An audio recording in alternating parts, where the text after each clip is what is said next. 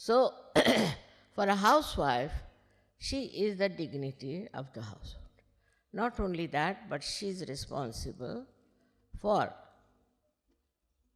the complete culture of that country. Complete culture of that country. They represent the culture. On one side, the woman housewife has to deal with the daily life. On the other side, she has to look after her family, her children. Also, poor thing, she is responsible for the society. She has to maintain the society. In a country where women are sensible and are matured, you will be amazed that they become extremely good families, good societies, and good children. But there are 9 types of Lakshmis within us, which I think I have told you sometimes back. Now, in that Lakshmi Puja is this, that you worship the Lakshmi herself. It doesn't mean money, not at all. To worship money is wrong. But what it means that Lakshmi is the money which is with us, or the whatever prosperity with us, should be very carefully spent, because she is very mobile and the money can slip out. On the contrary, you should not be at all miserly. Miserly people, Lakshmi is not happy. But if you want to spend, you must spend it in the right way, otherwise, the money is spent in the wrong way. Now, when the Lakshmi was created, you must be knowing, out of the churning of the sea she came out. She had 4 hands. One hand was to give. She is generous, she gives. Like this, she gives, and with one hand she blesses. These are her 2 hands. One is to give and to bless the person. Very important it is that when you give to somebody something, you forget about it. And you bless that person. Not only you give money, but also you bless that person. The other 2 hands have got 2 lotuses of pink color. Pink is the color of love. And a person who has money should have a house which is full of love. Any guest who comes in the house should be respected. He should be treated just like God. So this is what is the meaning of the lotus, is a house full of love. Like a beetle which has got even thorns. When it comes to the lotus open out and the beetle goes inside and sleeps very nicely and comfortably. Even the beetle, undisturbed. So these are the significance of the form of the goddess. But the best is she's just standing on the lotus. That means no pressure on anyone. She exists on her own, no pressure. She doesn't put any pressure on anyone. Just on her own she stands. And all her weight and all balanced on her own dignity. This is the way a Lakshmi should be. So one has to remember that when you want to give something to someone, do it with the full heart. Such full heart that it forms that Lakshmi Prasada. See, that should happen. Otherwise, what's the use of giving presents to anyone? Now, it's more on the women. I'm sorry to say, Lakshmi Puja is more on the women, that what they have to understand, what they have to be, how they should be. I I have always told you that it's necessary for a woman to be dignified, very much more than the man. So one should understand also, when somebody gives you something, you should understand what is the significance of that and not to feel bad about it. The significance of that could be very much great, you may not understand. So, better to ask why they have given you these things. That is what we call auspiciousness. One of the great qualities of the Lakshmi is that it should be auspicious. Whatever you give should be auspicious. It's a very, very subtle thing one should try to understand. If you don't want to give, you should not give. But if you want to give, then you must give something which is worth the person whom you are giving. This is what it is. That whatever you do it with love. If you do it with love, you will be able to make it auspicious. But if there's no love, you are just doing for some purpose, then it is useless. The same Lakshmi becomes Mahalakshmi. That is when you understand the value of money. And when you are saturated and you are fed up, from inside you get detached, then a new form of Lakshmi comes forward, that is Mahalakshmi. That's the power which takes you higher and higher, which is the spiritual awakening. You have seen in all the countries which are very rich, this desire started, that they should seek the truth, they should find out the truth. And that's how you are all here. That means Mahalakshmi power started working in you, that you were seeking the truth. And while seeking the truth, you came to Sarju. So this Mahalakshmi is very important for you also. In Sanskrit there's a saying, Tatra Narya Pujante Tatra Ramante Devata. Meaning, where the women are respected, are worshipped. And they are worshipful. Not that they are to be worshipped, but they are respected. There only exists the kingdom of God. So much responsibility is on women. It's a very important role as a housewife. Perhaps we never realize it. Now we see so many lights here. Electricity is there running. But what is the source of this electricity?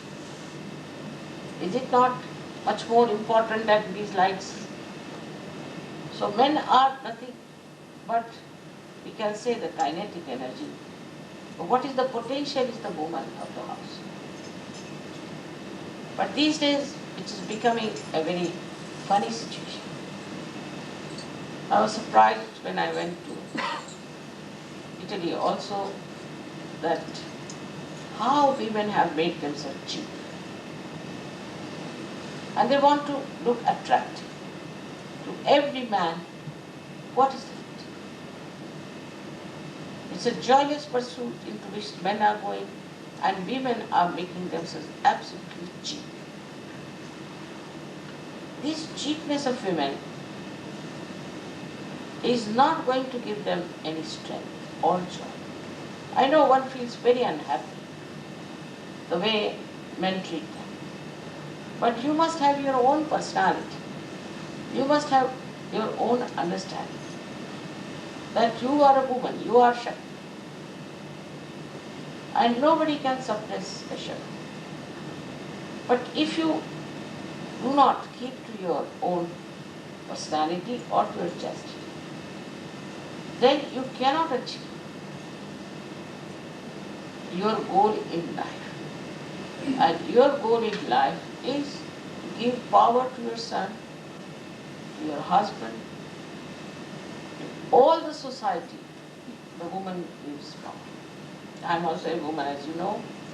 and I also have a family. With all the powers that I have, I never showed them that I had all these powers. I always listened to my husband, obeyed him, though sometimes he was very unreasonable also. And he also came from a society which was more Islamic oriented. But it was just a joke for me. Because I thought he's just like a child. And I have to be very patient. He always says that because of my powers he earned everything in life. Always, in the presence of everyone he says. I don't know that part. But definitely I feel very satisfied with my own married life. I never think the way other people think, that we must try to dominate the husband, we must fight him, we must have a right to do this. Our right is within ourselves, within our powers.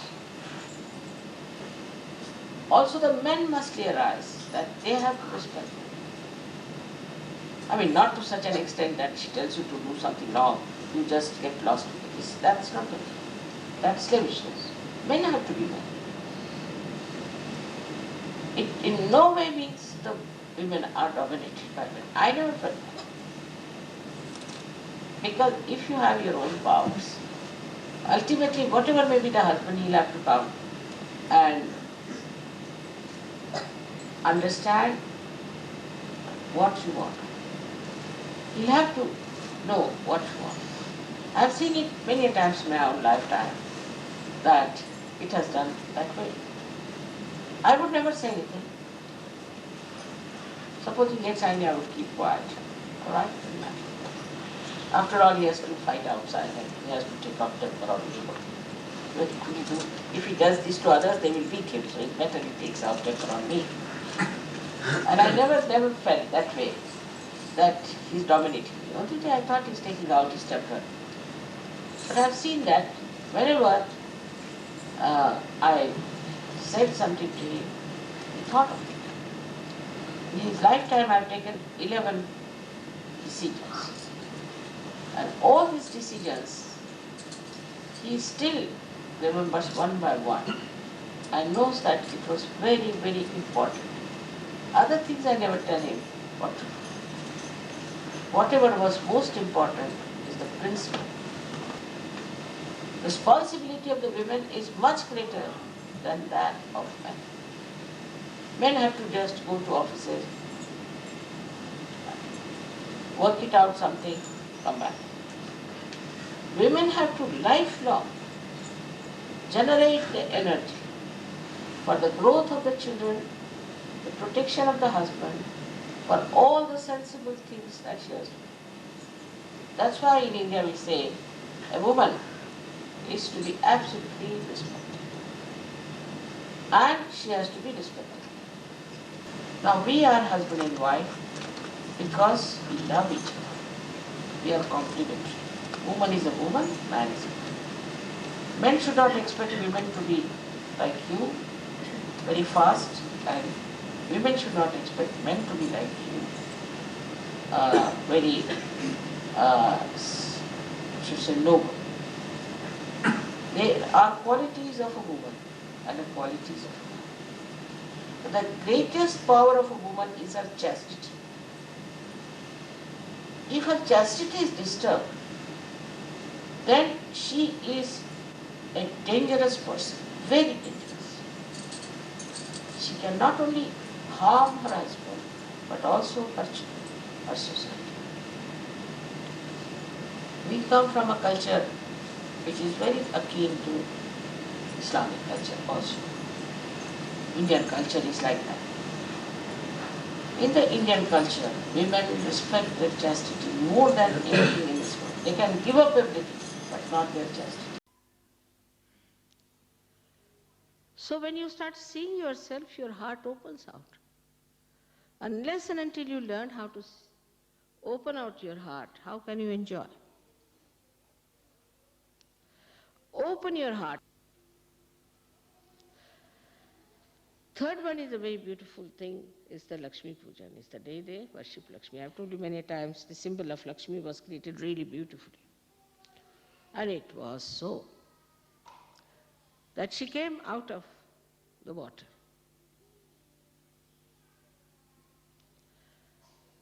Through the water she came out, so clean. And she has no pride. She doesn't assert herself. She doesn't put her pressure on others. So she stands or floats in a way on the lotus. And what a thing is beautiful is lotus, that she doesn't disturb any petals of the lotus, nothing. She just stands peacefully in a balance. Unless and until you have a balance, you cannot stand on a lotus. So she's so balanced. Her center of gravity is so balanced that she cannot topple down. Now in Sahaja Yoga, some people you ask them, how are you? 10 years have passed, sometimes like this also. Why? Because you must be grounded in the Mother Earth, into the practical side of it. It's nothing something we are hanging in the air, but we are grounded in the Mother Earth. And the slightest thing happens to us, again we come back to our balance. So this is her position when she stands up in the lotus. Now she has a hand, one hand like this, one hand like this. And there are two hands which have got, again the lotus is the pink ones. Yesterday you saw the pink. Pink is her fragrance, I think, is spread on the sky. But she's pink. Pink because that shows that her house, her nature is pink. Pink is inviting, is loving. Because he must have a cozy, beautiful, cozy, again I say cozy house. Cozy doesn't mean like a hospital.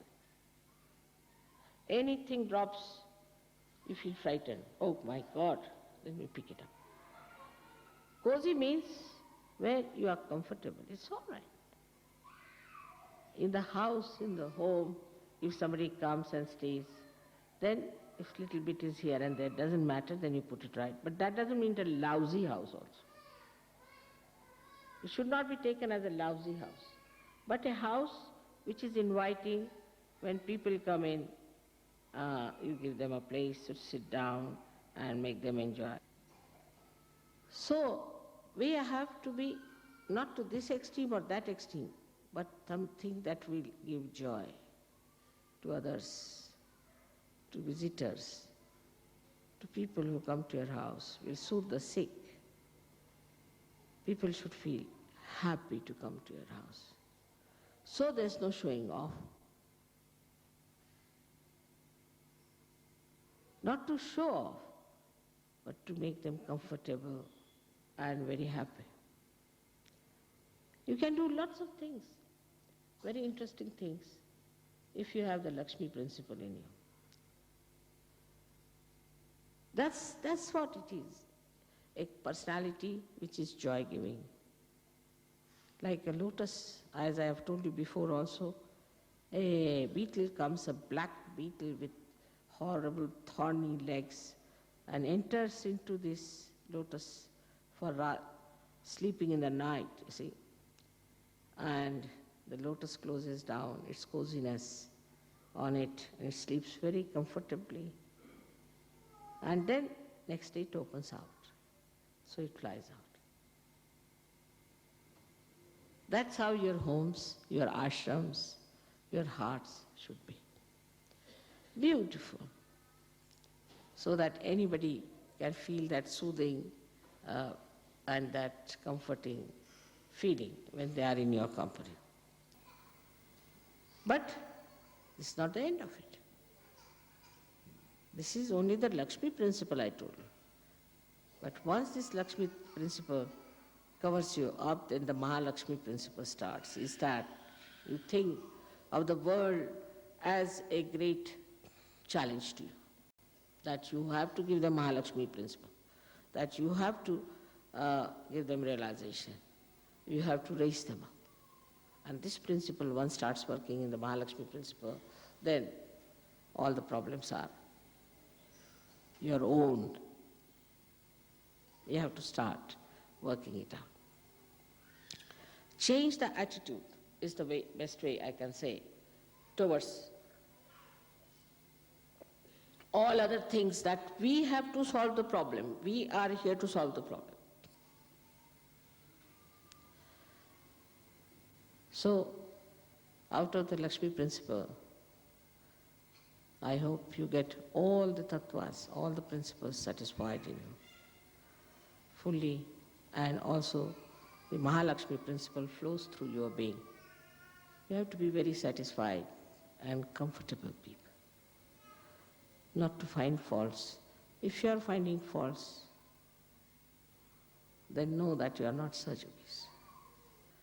But we must know how the whole principle of benevolence is working itself. The whole Param Chaitanya is doing the benevolence part. You must know that. As I have told you before also, we have to be like the sea, which receives all the rivers into it. If you are on top of the hill, you cannot receive anything. So you have to be like a sea to receive everything, and you have to be at the height. As I told you the other day, the same way, that very close to this sea, there should be a personality which is above everything else. Such a beautiful personality you should have is the depth of the sea and the height of the Kailasa. May God bless you all.